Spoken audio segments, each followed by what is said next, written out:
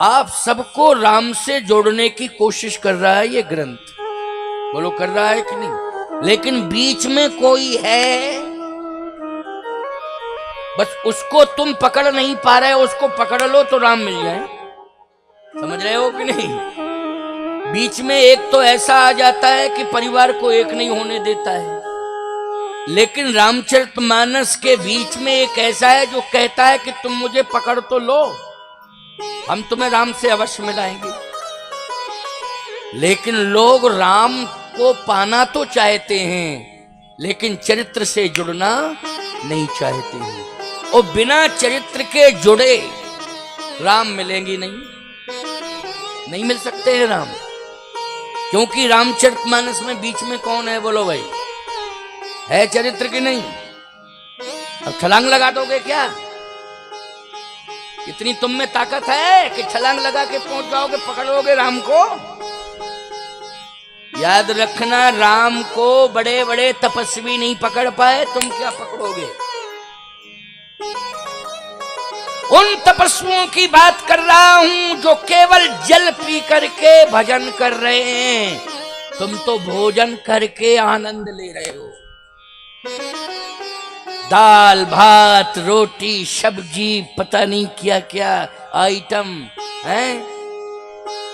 बोलो भाई, हम उन तपस्वियों की बात कर रहे हैं जो केवल जल पी। अभी भी चित्रकूट चले जाओ, मंदाकिनी के किनारे जंगल में टाठी घाट एक है, वहां कम से कम सैकड़ों महात्मा हैं जो केवल मंदाकिनी जी का जल पी करके ही भजन कर रहे हैं। बड़े बड़े महात्मा हैं, चले जाओ देखा ना, हम पता बता रहे हैं, तुम पूछ लेना। वहां कुछ साधु केवल दूध पी करके रह रहे हैं, कुछ मंदाकिनी जी का जल पी करके रह रहे हैं, कुछ केवल फल ही ग्रहण करके भजन कर रहे हैं। अन्न का त्याग है, अन्न ग्रहण नहीं कर रहे हैं। लेकिन वो किस लिए कर रहे हैं?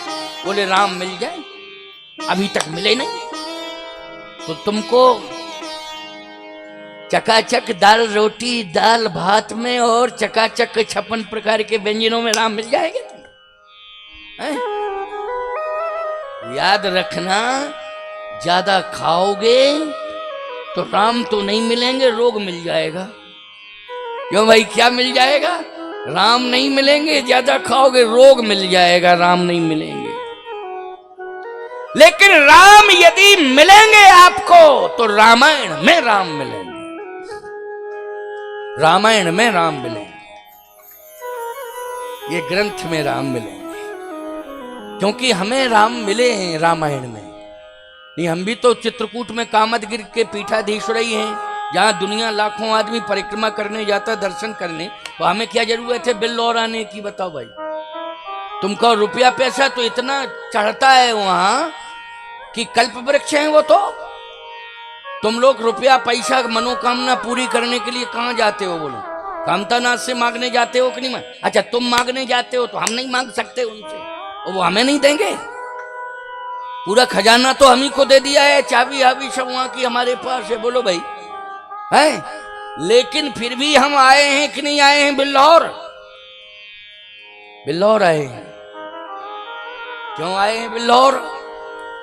इसलिए आए हैं कि हमें रामायण में राम मिल गए हैं। हम रामायण के द्वारा तुम्हें राम से जोड़ना चाहते हैं, तुम्हारा कल्याण हो जाए। ये मेरा लक्ष्य, ये मेरा प्रयास, और कोई प्रयास नहीं है। सब कुछ भगवान ने दिया है, कोई कमी नहीं है, सब कुछ दिया है। इतना बड़ा स्थान दे दिया है कि प्रधानमंत्री राष्ट्रपति माथा टेकने जाते हैं वहां। चित्रकूट जाएंगे, कामतानाथ जाएंगे, और नहीं जाएंगे तो फिर उनका विरोध होगा कि चित्रकूट गए हो कामतानाथ नहीं गए। बोलो भाई, जाना पड़ेगा उनको। तो सोचो जरा, बड़े बड़े नेता अभिनेता उद्योगपति व्यापारी किसान जिनके पास 1000 2-2 4-4 हजार एकड़ भूमि है, वो सब वहीं जाते हैं माथा टेकने के लिए। लाइन लगी रहती है।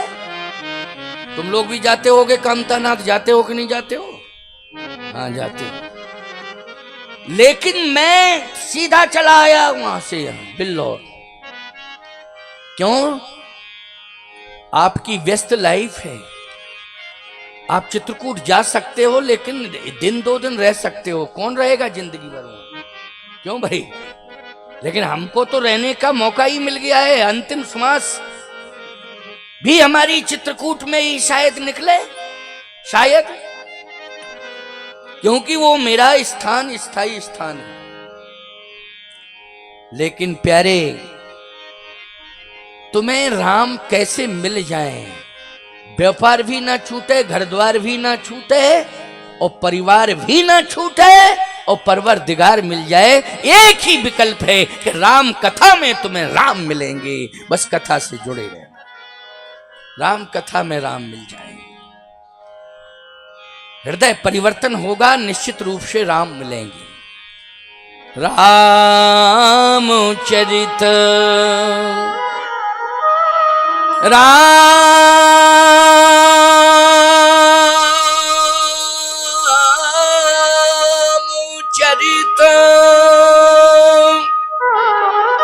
मानस यही नामा,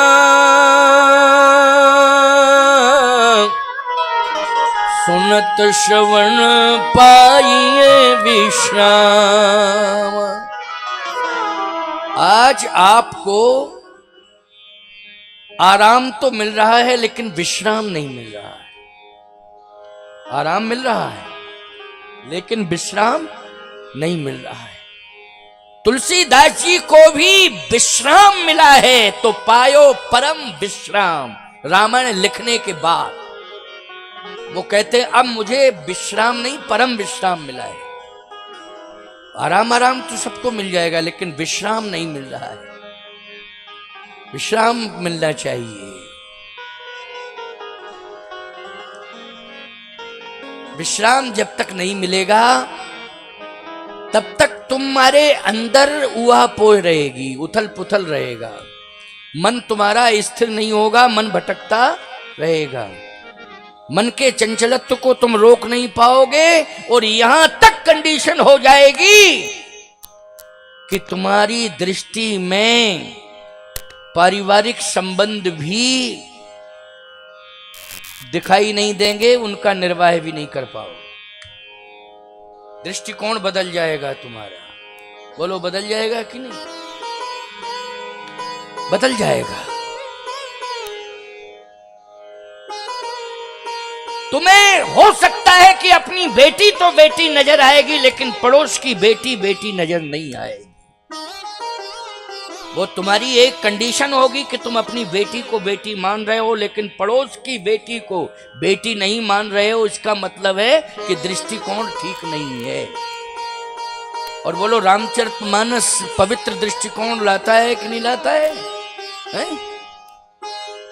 कि हमारी माँ है, पड़ोसी की माँ है। जैसे हम अपनी माँ का सम्मान कर रहे हैं, पड़ोसी की माँ का भी वैसे ही सम्मान करेंगे। हमारी बेटी है, जिस तरह से हम अपनी बेटी का सम्मान कर रहे हैं, पड़ोस की बेटी का भी सम्मान करेंगे हम, बेटी मान के। यही तो यही चरित्र है कि नहीं? यही करैक्टर है कि नहीं? यही करैक्टर है, यही रामचरित्र। रावण के चरित्र में और राम के चरित्र में यही अंतर है। राम का चरित्र क्या कह रहा है? राम का चरित्र जो है, माता पिता बुजुर्गों का सम्मान कर रहा है।